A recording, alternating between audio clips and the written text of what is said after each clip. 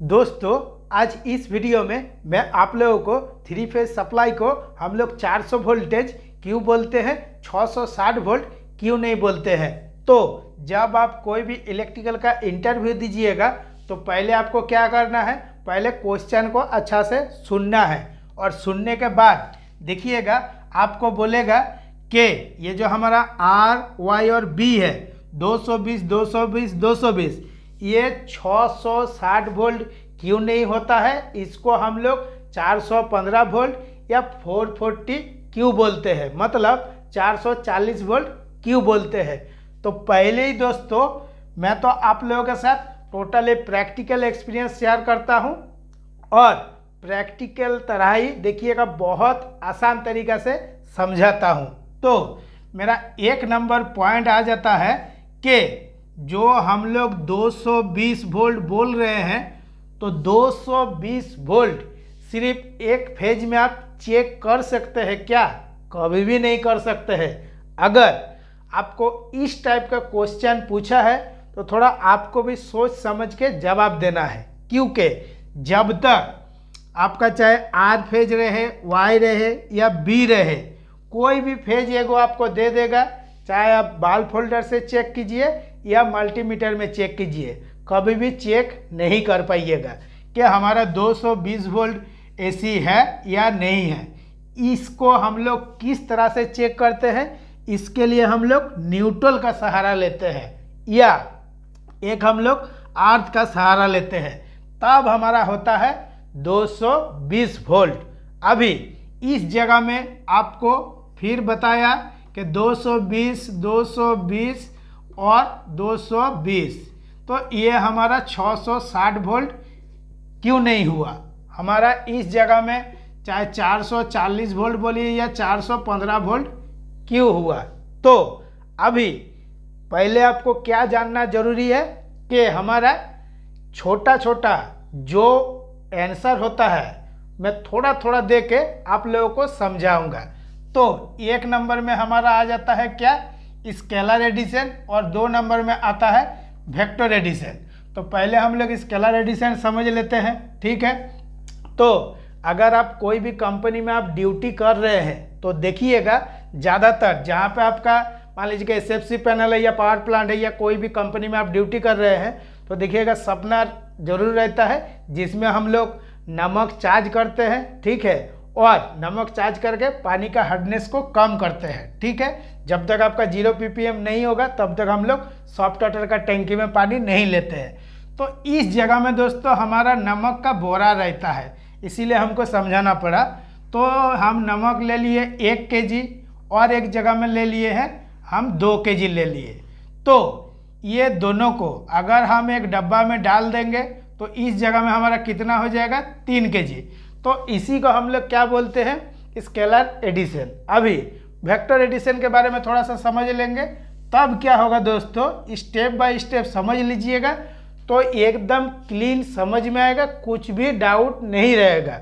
अभी एक हम मोटर ले लिए, ठीक है, एक मोटर को इस जगह में ले लिए।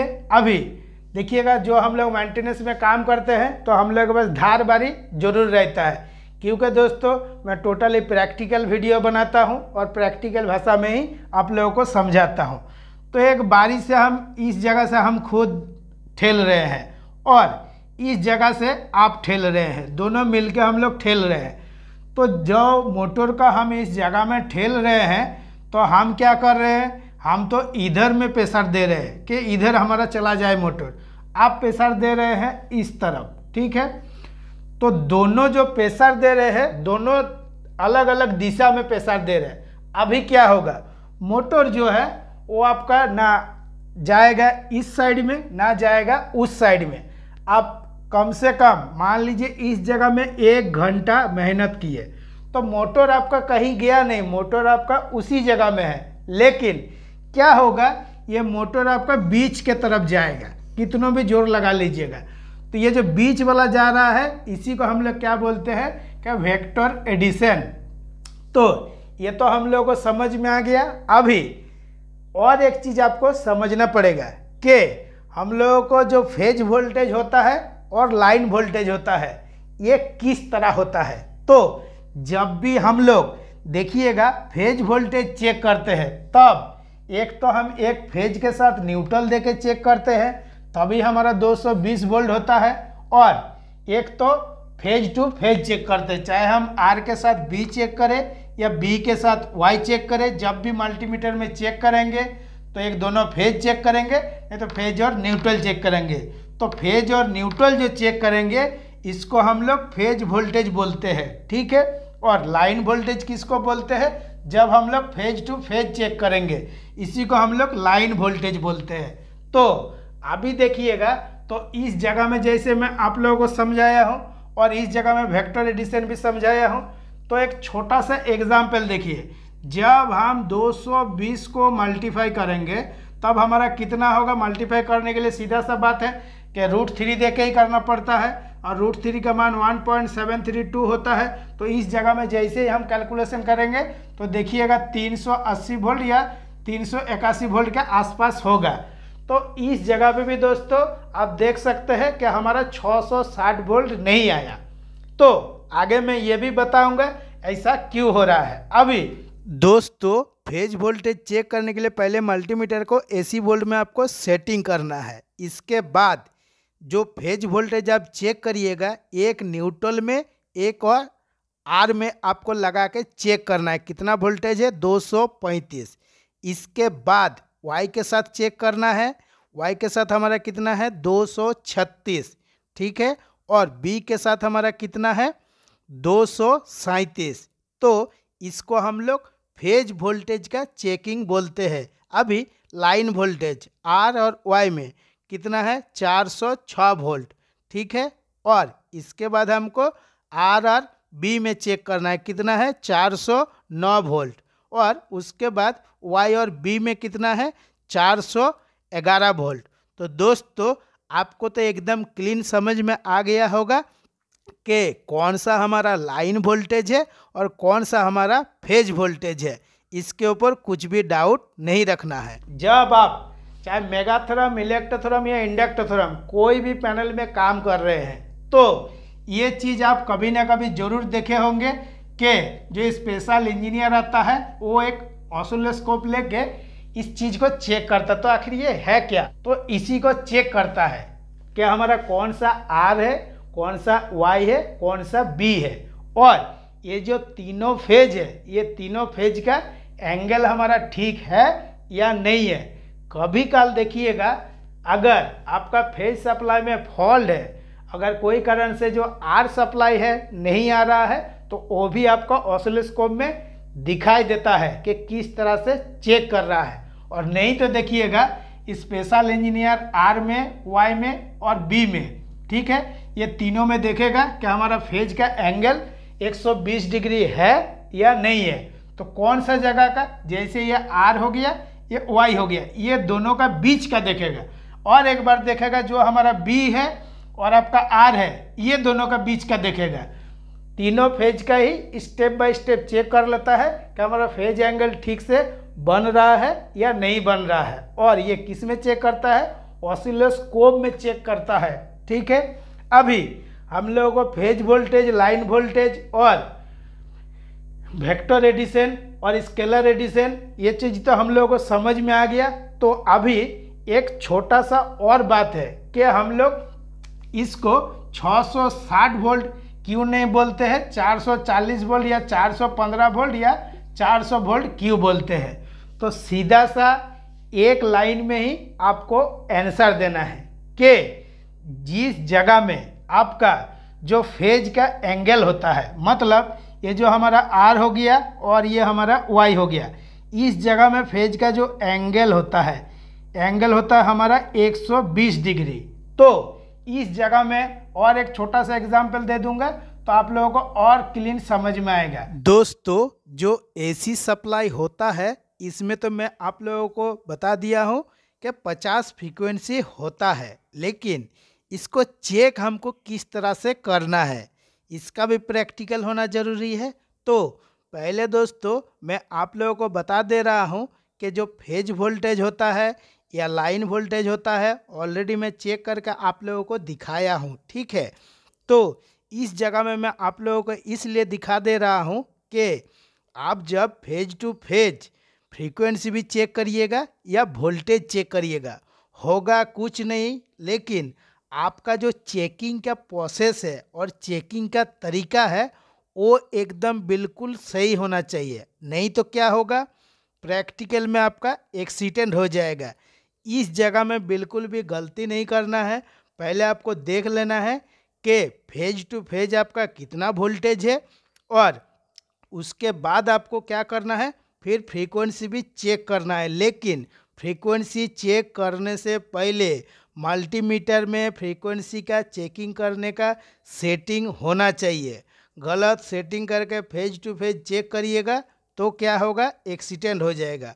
और इसमें पावर है और 406 वोल्ट जो बता रहा है, मैं आप लोगों को प्रैक्टिकल में फ्रीक्वेंसी चेक करके दिखाऊंगा, इसीलिए मैं पहले आप लोगों को वोल्टेज चेक करके दिखा दिया हूं। अभी आपको क्या करना है, पहले मल्टीमीटर को फ्रीक्वेंसी वाला में सेटिंग करना है, और सेटिंग करने के बाद आपको चेक करना है। अभी फ्रीक्वेंसी हमारा न्यूट्रल और वाई फेज के साथ कितना बता रहा है, 50 के आसपास आ रहा है। थोड़ा सा पावर चालू है बोल के हाथ थोड़ा सा हिल रहा है। अभी फेज टू फेज चेक करना है।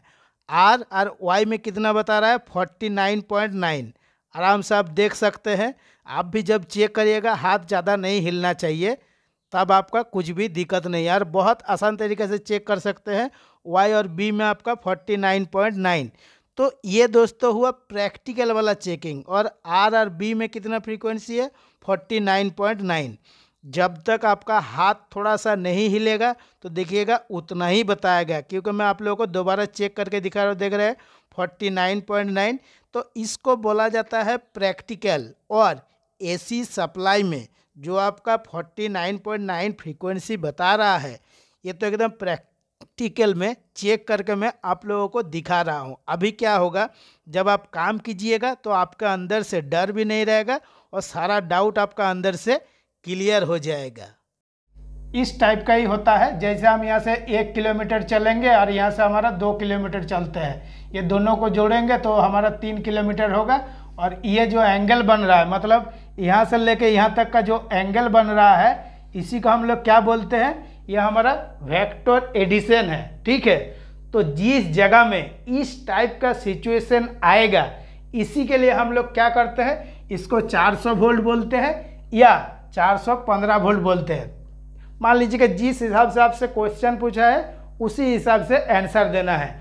अगर आपको 415 वोल्ट के बारे में पूछा है या 440 वोल्ट के बारे में पूछा है तो वही आपको बताना है। जब भी हम लोगों को निकालना पड़ता है कि फेज का वोल्टेज कितना है, तो हम लोग सीधा इसी को चेक करते हैं, 220 इंटू 1.73। नहीं तो और एक मान लीजिए कि वोल्टेज कम हो गया तो 200 इंटू 1.732, इसको भी हम लोग चेक करके निकालते हैं। लेकिन अब कैसे भी करके चेक कर लीजिए, देखिएगा 380 वोल्ट या 381 वोल्ट इसी के पास आसपास आएगा। इसीलिए हम लोग क्या करते हैं, इसको हम लोग 440 वोल्ट या 415 वोल्ट या 400 वोल्ट बोलते हैं। अभी देखिए कौन कौन सा चीज़ मैं आप लोगों को प्रैक्टिकल में चेक करके दिखाया हूँ, वो भी जानना जरूरी है। जैसे इस जगह में जो ऑसिलोस्कोप वाला है, ये तो मैं चेक करके आप लोगों को दिखाया नहीं, लेकिन प्रैक्टिकल में जो ये 50 फ्रीक्वेंसी रहता है आर वाई और बी में, ये मैं प्रैक्टिकल वीडियो बना के भी आप लोगों को समझाया हूँ और 50 फ्रीक्वेंसी भी चेक करके दिखाया हूँ। और ये जो हमारा न्यूट्रल पॉइंट है, ठीक है, और न्यूट्रल पॉइंट भी दिखाया हूँ। और इसके साथ दोस्तों आर के साथ बी का, बी के साथ वाई का, और आर और न्यूट्रल का जो हमारा फेज वोल्टेज होता है, लाइन वोल्टेज होता है, तो ये भी मैं प्रैक्टिकल में आप लोगों को चेक करके दिखाया हूँ। क्या, क्योंकि मैं आप लोगों के साथ प्रैक्टिकल एक्सपीरियंस शेयर करता हूँ और प्रैक्टिकल भाषा में ही आप लोगों को समझाता हूँ। दोस्तों आज के वीडियो के लिए इतना ही। अगर वीडियो अच्छा है तो लाइक शेयर कमेंट जरूर कीजिएगा और चैनल को सब्सक्राइब कीजिएगा, क्योंकि मैं इसी टाइप का कंटेंट बनाता रहता हूं और जितना हो सके मैं आप लोगों का हेल्प करता हूं। नमस्कार, जय हिंद।